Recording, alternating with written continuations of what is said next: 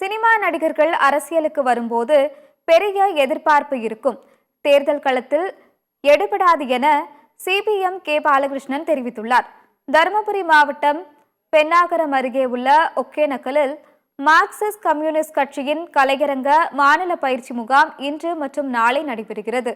இதில் கலந்து கொள்ள வந்த மார்க்சிஸ்ட் கம்யூனிஸ்ட் கட்சியின் மாநில செயலாளர் கே பாலகிருஷ்ணன் பென்னாகரத்தில் செய்தியாளர்களை சந்தித்தார். அப்போது பேசிய அவர், சட்டம் ஒழுங்கு சீர்குலைந்து விட்டது என எடப்பாடி பழனிசாமி சொல்வது அரசியல் உள்நோக்கம் கொண்டது என்று கூறினார். நாடு விடுதலைக்கு பிறகு அதிமுக ஆட்சியில்தான் மிகப்பெரிய சட்டம் ஒழுங்கு ஏற்பட்டது என்றும், தூத்துக்குடியில் துப்பாக்கிச் சூடு நடைபெற்றது, வேதாந்தா நிறுவனத்தை உச்சநீதிமன்றம் மூட உத்தரவிட்டுள்ளது. இதை அதிமுக ஆட்சியில் செய்திருந்தால் 13 பேரின் உயிர் பறிபோயிருக்காது என்றும் தெரிவித்தார்.